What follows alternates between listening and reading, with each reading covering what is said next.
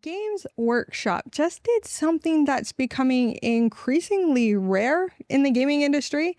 They explicitly banned AI from their creative process, and they didn't just quietly update like a policy document somewhere. CEO Kevin Roundtree actually made this statement in their financial earnings report, where executives usually stick to numbers and growth projections. This comes at a time when roughly 20% of new games on Steam are using some form of generative AI, and major publishers are just racing to integrate the technology everywhere they can. So, what's driving Games Workshop's decision? Is this genuine principle, or is it just strategic positioning? And most importantly, will it actually matter when it comes to their bottom line?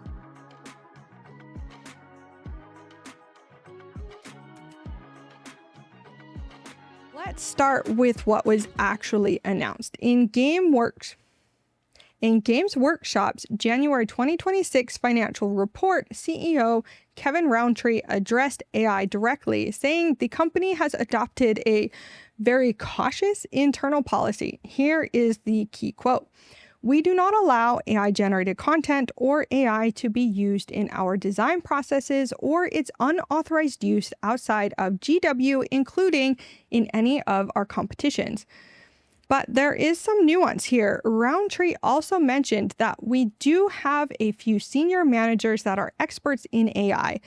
None are that excited about it yet. The company is allowing these senior managers to continue to be inquisitive about the technology, so it isn't a complete blackout on experimentation. He also expressed frustration that AI or machine learning engines seem to be automatically included in our phones or laptops, whether we like it or not.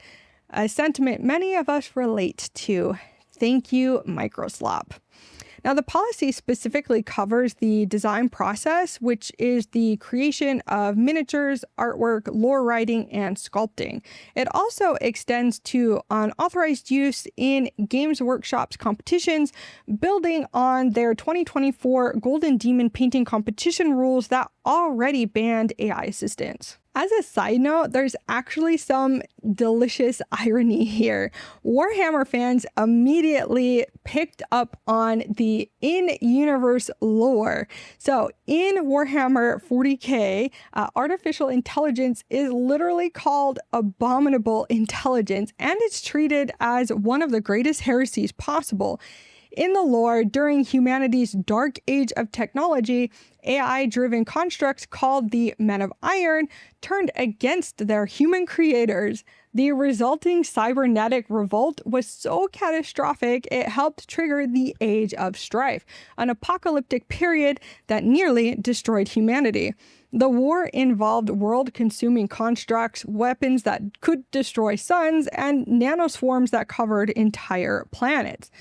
Since then, by decree of the Emperor himself, creating or servicing machines with independent thought has been absolutely forbidden by the Imperium. Forbidden in the Imperium. The Adeptus Mechanicus, or the tech priests who maintain all Imperial technology, consider AI development to be heretic omega, or the most severe classification of tech heresy. So Games Workshop taking a hard stance against AI in real life feels perfectly on brand with their own fictional universe's paranoia about artificial intelligence. Some fans are even joking that the company is practicing what they preach, or perhaps taking their own world building a bit too seriously. Now, to understand why this announcement is significant, we need to look at where the game industry stands on AI right now.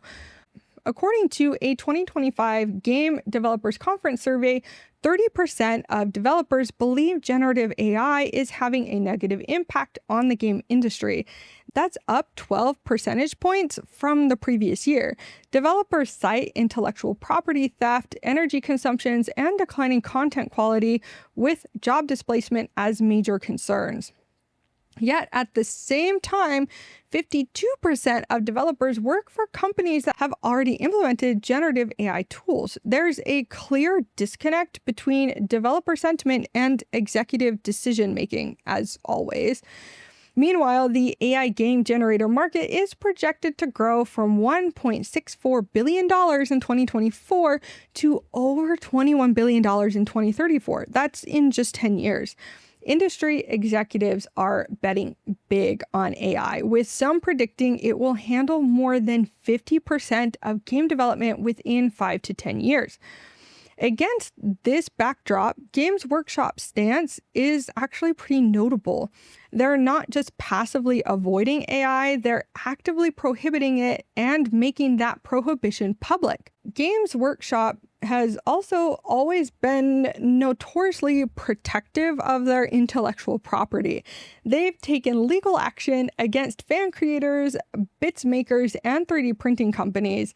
Now, while this hasn't always won them popularity, and understandably so, because it's kind of a dick move, there is a legal logic to it. So under intellectual property law, if you don't vigorously defend your IP, you can lose your rights to it.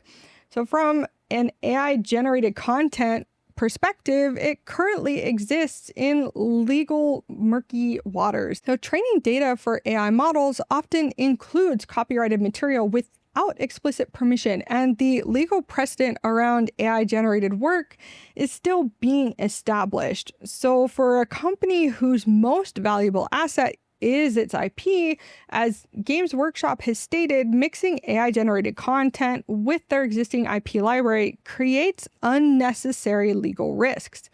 Once you mix those pools of content, it becomes incredibly difficult to separate them again, and so it's much cleaner to simply prohibit AI use in creative processes just from the start. There's also the practical consideration. For example, the Displate controversy in late 2025 showed how even the suspicion of AI use in licensed Warhammer products can create some pretty massive headaches. Because when a limited edition Fulgrim poster showed what appeared to be AI artifacts, a prominent YouTuber, I'm going to say his name wrong, Louiton09, pulled his promotional post, and the community erupted in analysis, as an online community can only do. Display ultimately denied using AI, attributing the issues to quote-unquote human error, but the damage to trust was already done. Now, perhaps the most significant part of the Games Workshop announcement was this. In the period reported, we continued to invest in our Warhammer studio, hiring more creatives in multiple disciplines from concepting and art to writing and sculpting.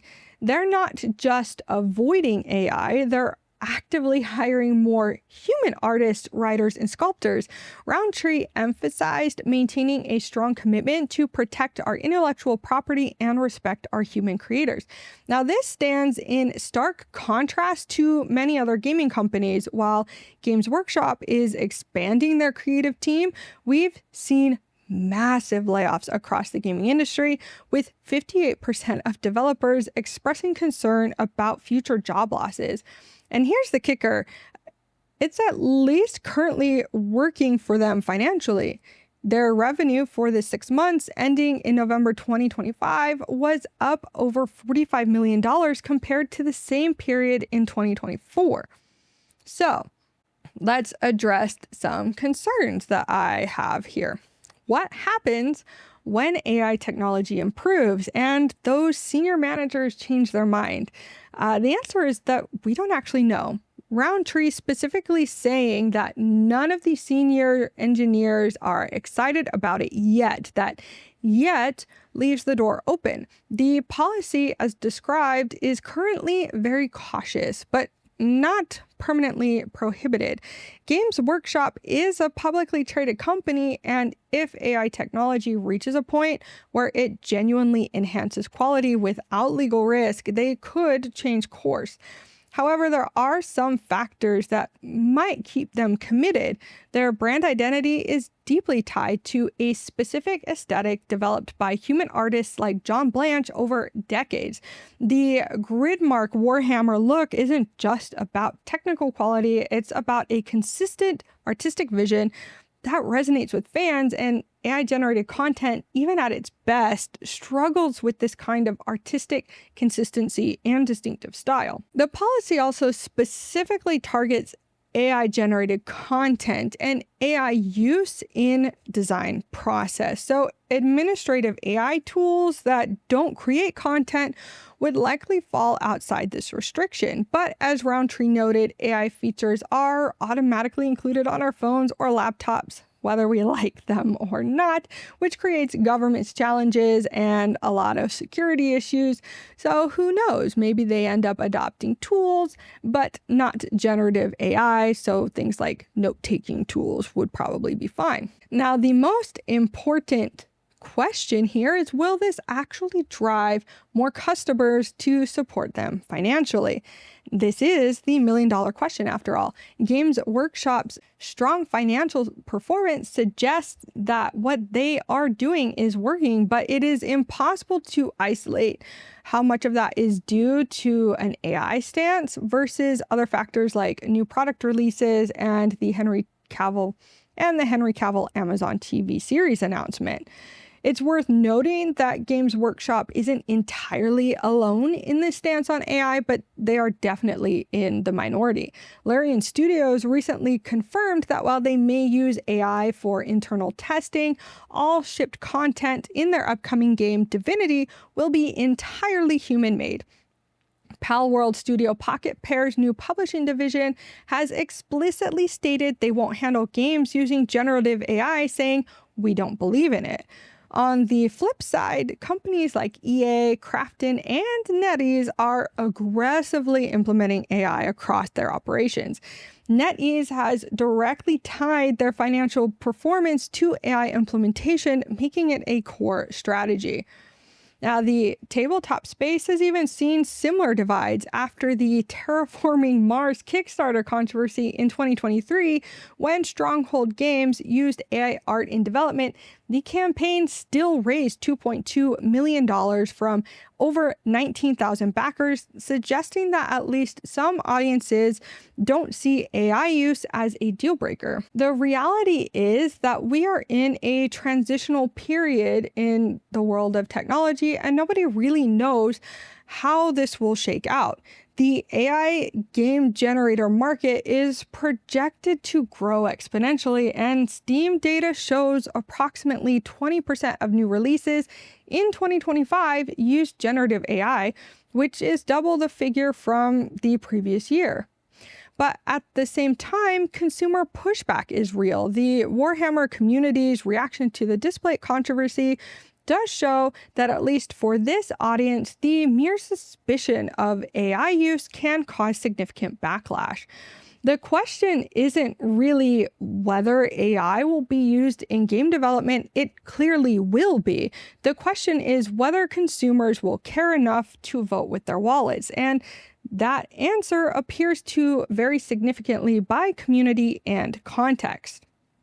For Games Workshop, they've made a calculated bet that their audience values human creativity, that their brand is built on a distinctive artistic vision that AI can't replicate, and that the illegal risks of AI-generated content just aren't worth the potential efficiency gains. Now, given their record financial performance, that bet could continue to pay off, at least for now. Whether they'll stick to this position as AI technology continues to evolve does remain to be unseen. So, is Games Workshop AI ban a genuine commitment to human creativity, or just strategic positioning that could change when AI improves? The honest answer is probably both. The financial incentives are clear on both sides. AI promises cost savings and faster productions, But Games Workshop's business model is built on premium priced products where artistic quality and brand identity are paramount. They're not selling the cheapest miniatures, they're selling Warhammer miniatures with all the cultural cachet that entails. And whether other companies follow their lead or whether Games Workshop eventually reverses course will likely come down to one thing: what consumers actually reward with their purchases. And on that front, only time will tell. But what do you think? Would a company using AI in their creative process change whether you'd buy their products? Do you think Games Workshop was smart in making this statement? Do you think they'll hold the course? What about AI in general? Is it just the generative part of AI that bothers you? Are you okay with AI tools in general, provided they are used as an assistant instead of a replacement? Let me know in the comments below. I'd love to hear from you. Anyway, that's all I've got for you today. Thank you so much for watching this video. I hope you have a fantastic rest of your day, and peace out.